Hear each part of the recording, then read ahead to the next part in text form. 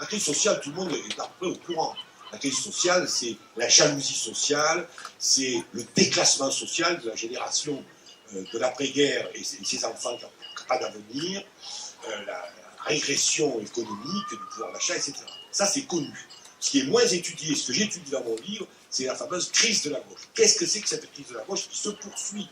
Et pas seulement avec Valls et Hollande, y compris dans les rangs de la gauche radicale, que moi je soutiens. Hein. J'ai créé le parti de gauche à Marseille, je l'ai quitté après, mais c'est une autre histoire. Même dans ces rangs-là, il y a une crise de la gauche. Qu'est-ce que c'est que cette crise de la gauche? Alors évidemment, c'est d'abord la crise mondiale de l'idéal socialiste avec l'effondrement de l'Union soviétique et des pays de l'Est, qui va se répercuter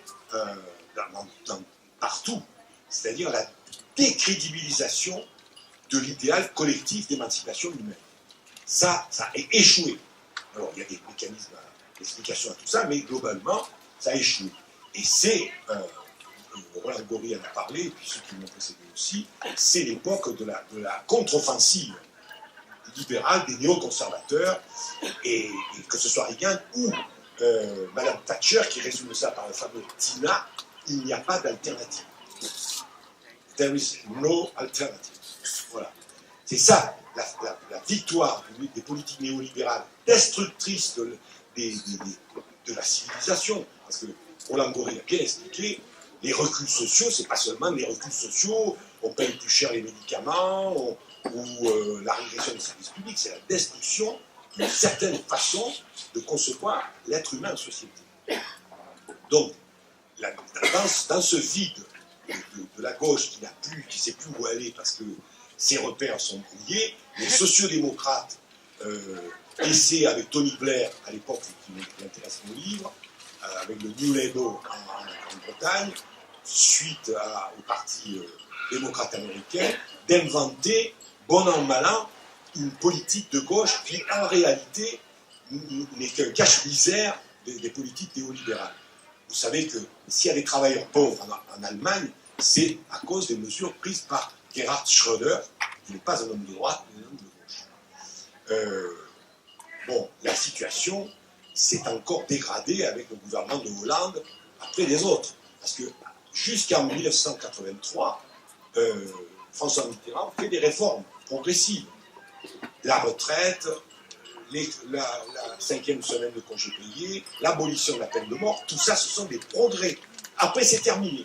Il tourne la page parce qu'il se dit, pas seulement parce qu'il est obsédé par sa mort, sa propre mort, et par l'idée qu'il faut couper les guerres en Europe, mais ils vont céder, les sociodémocrates, et en particulier la France, qui quand même joue un rôle sans faire de cocorico, joue un rôle un peu spécial dans l'histoire politique du monde.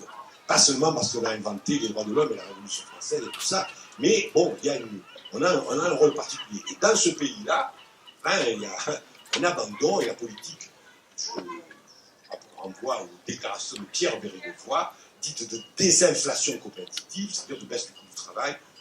Valls et les autres ne font que continuer tout cela. Donc, faillite de la gauche qui va laisser, j'allais dire, orphelin et un peu sans boussole tous les éléments de la gauche en Europe. Bon, moi je suis allé en Italie pour le centre social Saint-Gabriel, il y a des gens extraordinaires, des travailleurs sociaux, c'est un maire de centre-gauche qui dirige la ville de Rome, mais il n'y a plus de gauche. Il y a des gens de gauche, qui ont des convictions de gauche, qui agissent pour restaurer les liens sociaux dans les banlieues populaires, parce que ce sont des travailleurs sociaux, des universitaires, des gens qui n'ont pas renoncé à ce que les hommes soient des hommes, et qu'ils soient dignes et qu'on les respecte. Même si ce sont des Roms, je dis même si ce sont des Roms, parce que moi, chaque fois que je vais à Marseille, en septembre 2012, je vais manifester dans les quartiers nord, après la guerre des pauvres. Vous savez comment ça s'est passé. On les fout dehors, et maintenant on les lynche. Voilà, la barbarie est à l'œuvre. Même si elle est... quand j'ai vu ça en septembre 2012, la gauche est foutue.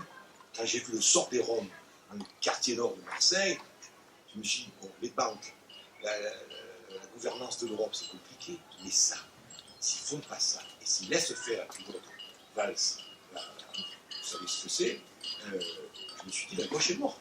La gauche est morte. Et au train où vont les choses, écoutez, en 2017, je ne vais pas faire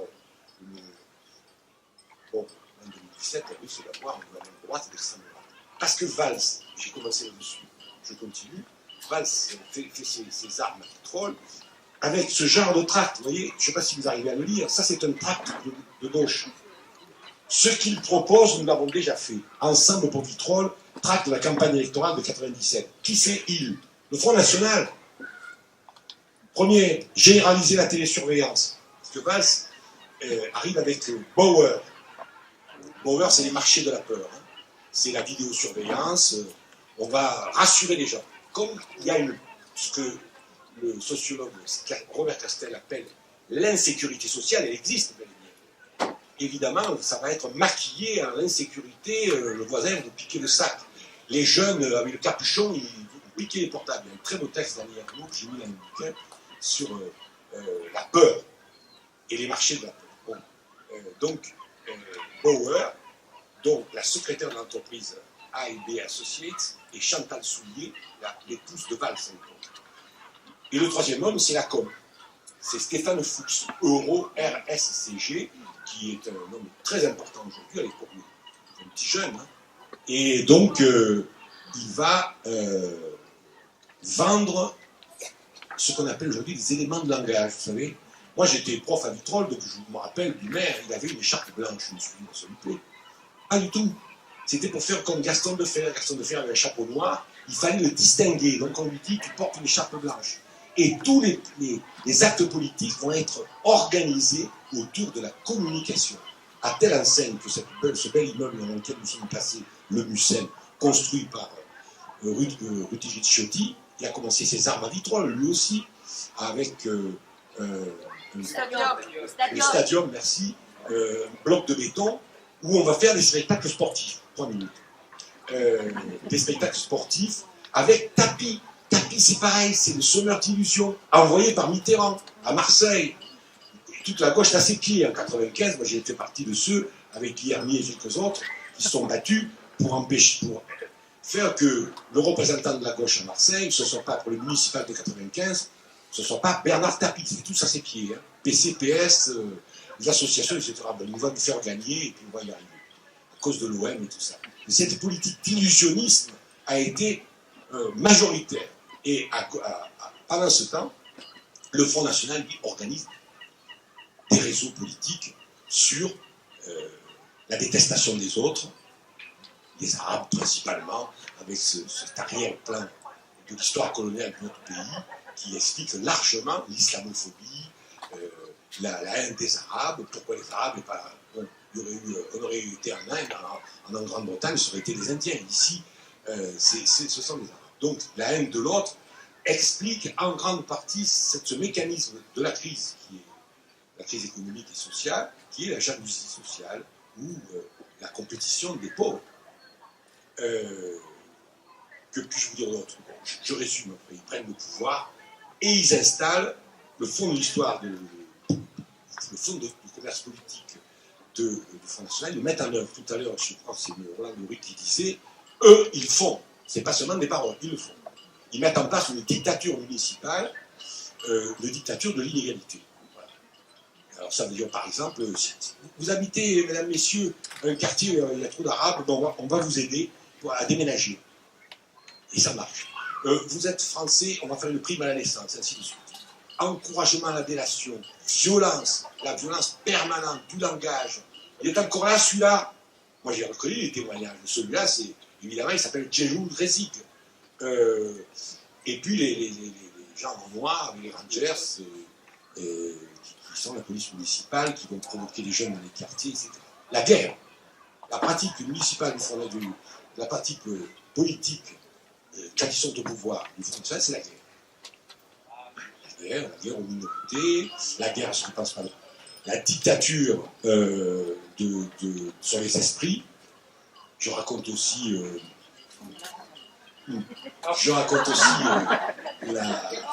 la censure dans les bibliothèques à Marignane, il ne faut pas dire ça, les comptes africains, c'est pas fait pour les Français, etc.